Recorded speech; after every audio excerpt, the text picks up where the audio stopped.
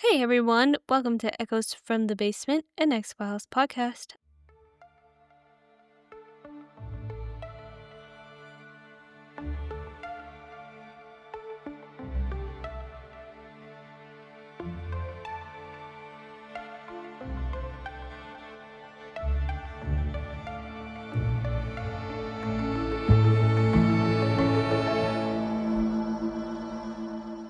I'm your host Alice, and each week I revisit a classic episode of the X-Files while sharing my take on the strange and mysterious adventures of Agents Scully and Mulder. And who knows, I might even make a believer out of you. Hey guys, how's it going? I wanted to share that I got a brand new microphone. I'm testing it out on this episode. I'm here today with my co-host Sky once again, who has decided to be naughty and annoy me all day. We still love her though. Did you guys also see that LEGO is coming out with an X-Files set? You can build the basement area and then build a alien scene above it. Seems like it's pretty cool. I definitely want to get it. We're in episode 10, Fallen Angel. We're in Townsend, Wisconsin at 12:57 a.m. day 1. We see a forest with some kind of fireball in it. A police officer pulls over and sees this fireball and radios for emergency services, but he only gets static back.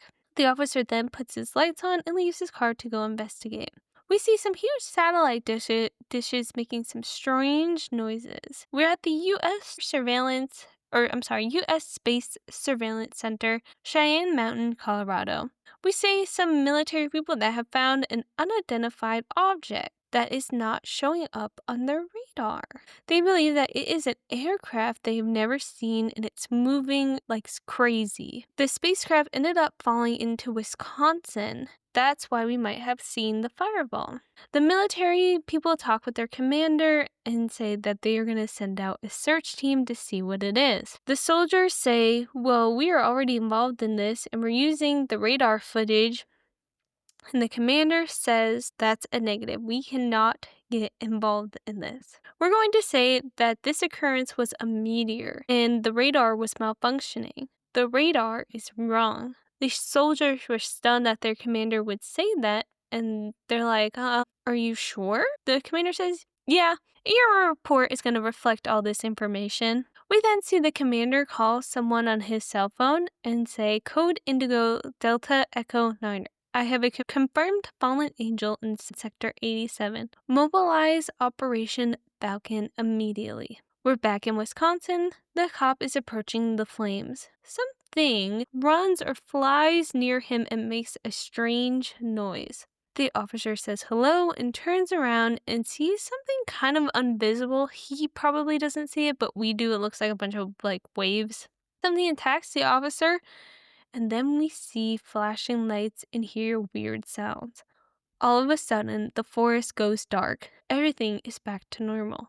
We're at the Best Rest Motel, Townsend, Wisconsin at 12:57 a.m., day 1. We see a news anchor talking about how government officials remain vague of the details of the toxic cargo leak, and that all of the citizens are to be evacuated.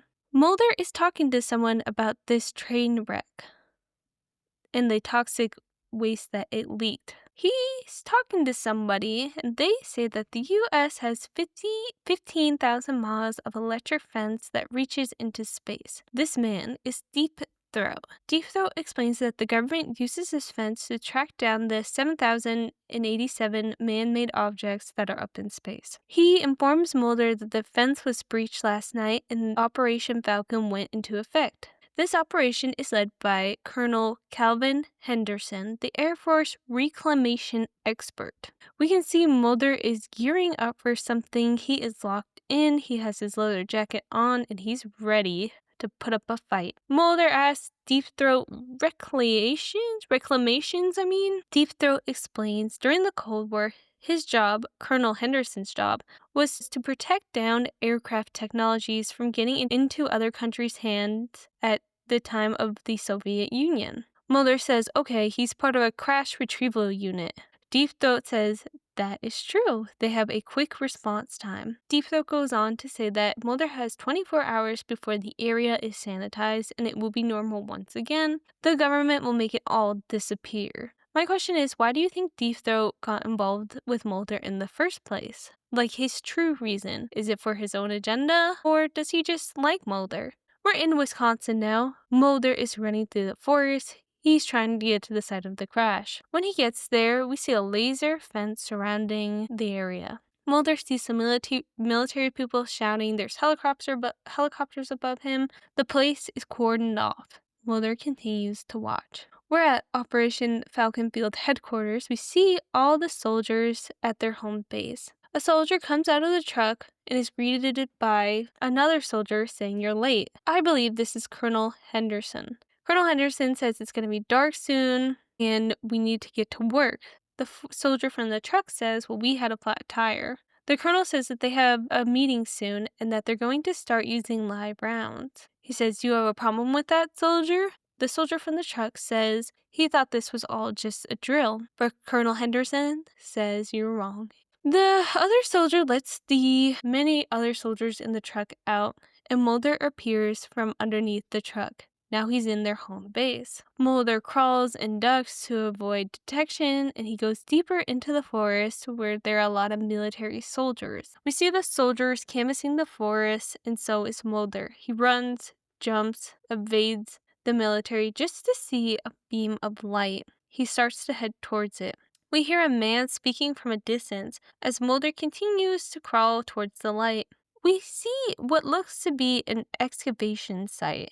We hear more chatting and a potential ship. We get a little glimpse of this triangle area. Mulder is taking pictures of the men in the hazmat suits trying to extinguish the fire. We see the triangle piece again buried in the dirt. We're gonna assume for now that it's some sort of spaceship. Mulder is clearly excited. He is now like, this is my chance to prove that aliens exist. All of a sudden, he is knocked out by a military soldier who crept up behind him. Mulder's camera is still shuddering as he is carried away. Colonel Henderson from earlier is talking to Agent Mulder and says, "You have made the worst mistake of your life."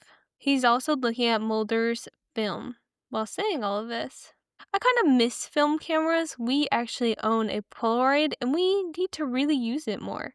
Now, Colonel Henderson says he's going to make Mulder pay the price for interfering with his work. Mulder says, "When does taking photos put people's lives at risk?" Colonel Henderson says, "You violated so many rules, protocols, everything. You even committed a federal crime." Mulder says, "What are you really doing here?" Colonel Henderson says, "We're just trying to contain a biological disaster." Mulder says, "That's a lot of weapons to use against Mother Nature." Colonel Henderson says, "Well, I have my orders, and I suggest that you forget what you've seen here tonight." Mulder says, "Yeah, right, you have a downed spaceship, and these soldiers have live rounds. We both know what's out there." We then see other soldiers detain Mulder and bring him to a fenced-in area. I guess that's their equivalent of a jail cell. There's another man in his own little fenced jail cell, and he starts talking to Mulder. He asks him, Mulder, "What agency do you belong to? Are you with the new group, CSICOP, or a different group?" Mulder looks confused and annoyed, of course. The man says, "I get it. You want to keep your identity a secret. Very mysterious of you.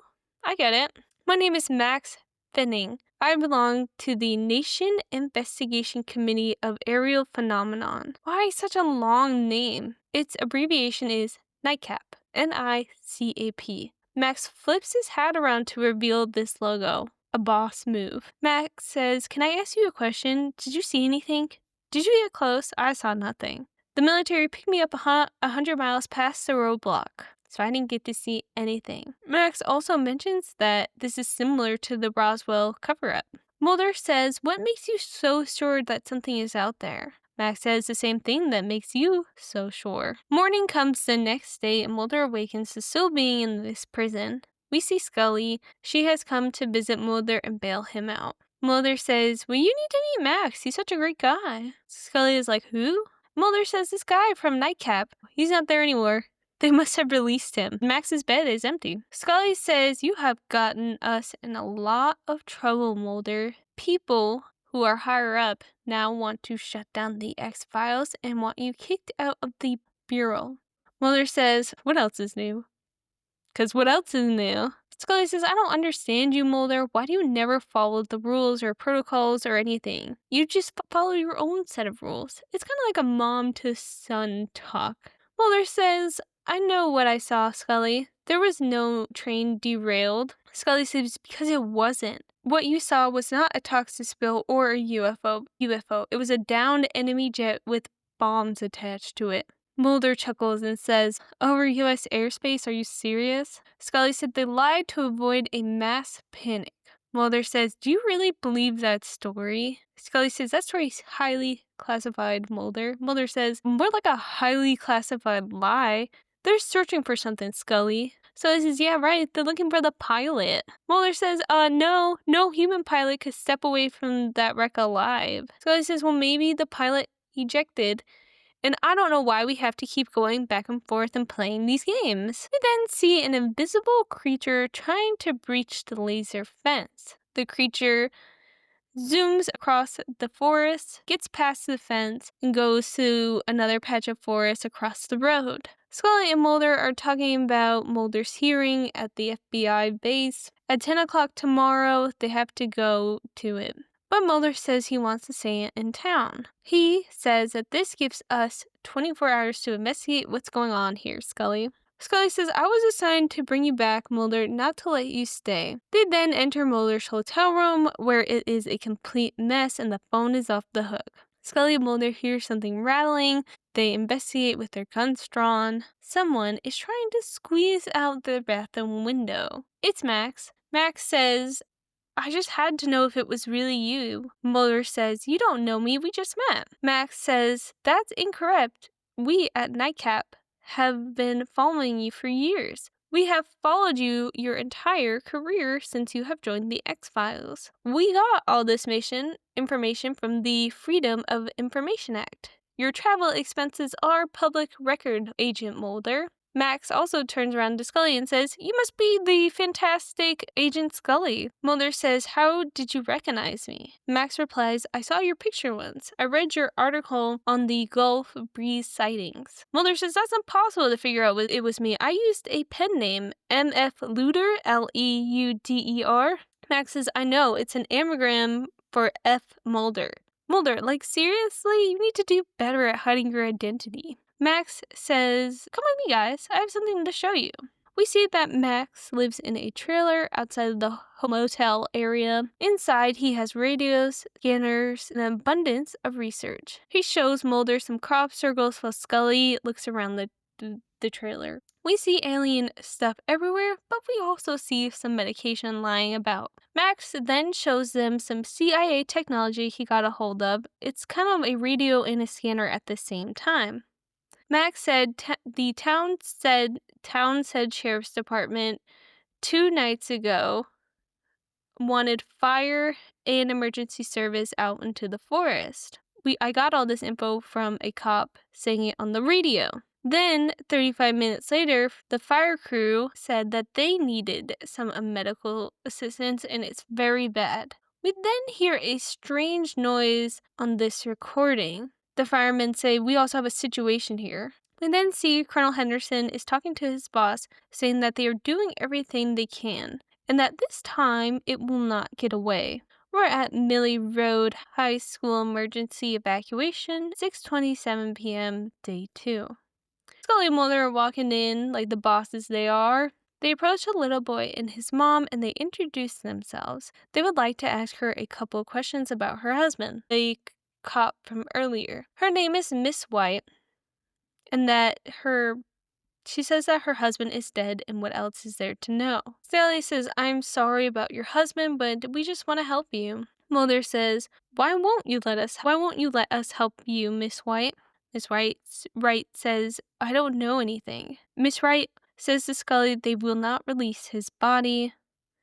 Scully says that the government can't do that, and that's illegal. You are entitled to know what happened to your husband. Miss Wright says, "I can't afford to know the truth." They said if I spoke to anyone, they would withhold my husband's pension from me. The lights go off, and then we hear a loud and sharp noise. We're at U.S. Microwave Substation B-21. The military soldiers report the noise. They also see the invisible creature. They report their findings to a nearby team, and Colonel Henderson says search and destroy it. We see soldiers everywhere. They are on the roof of this building. They start to spread out. They are searching for this creature. The soldiers don't see anything, but they do start to hear a weird noise. The creature is close to them. They're all attacked, and all we see are these same flashing lights again. We're at the County Hospital, Townsend, Wisconsin at 11:42 p.m. The doctor tells Mulder and Scully that he can't reveal any patient information about the police officer that came in. He has nothing more to say about the cop. Mulder says, well, those people must have made some big threats to you if you're not going to tell us any information, or you're not even going to tell his wife or kids any information. The doctor says, I hate fascists. A sleigh. There was these men that came in here and pushed everybody around. Mulder said, you saw him that night, didn't you? The doctor says, yes, and 3 others from fire crew with 6-degree burns over 90% of their bodies. They all died. They weren't like any other burns I have seen. They took the bodies away before I could even examine them. Mulder asked the doctor if these could have been burns from ionizing radiation. The doctor said that it is possible. Scully says, could those people just have been exposed to radiation from the bombs from the jet? Mulder explains that he has read about these type of burns in some of the X-Files. As Scully and Mulder leave, the soldiers are brought in. They are burned extremely, and Colonel Henderson eyes up Mulder as he walks through the door. Scully and Mulder look at each other in disbelief.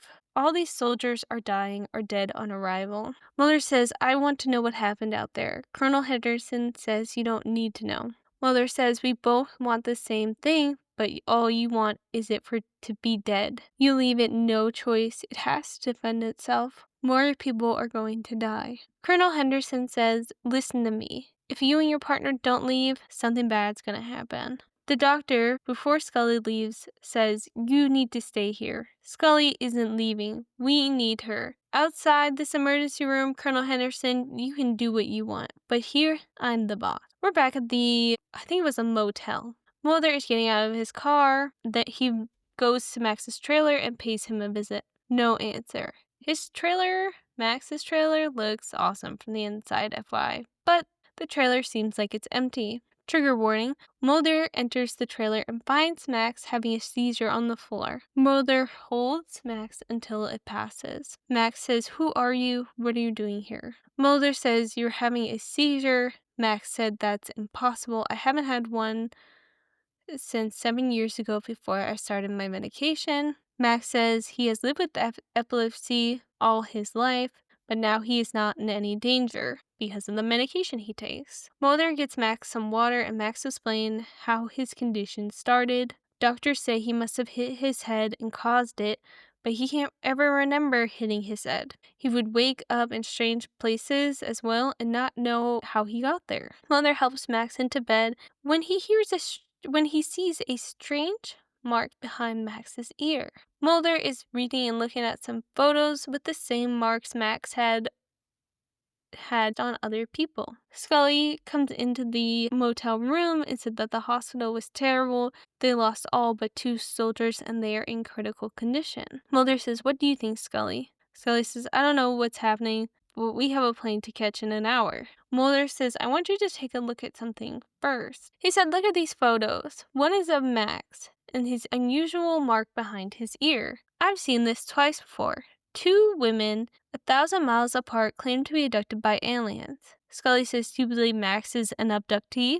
He can't be. He's on strong psychic medications, Mulder. I saw it in his RV. Mulder says, well, those pills are for his epilepsy. Scully says, not all of them. Some are for schizophrenia. Max is delusional. Mulder says, you're mistaken, Scully. Max doesn't think he was abducted.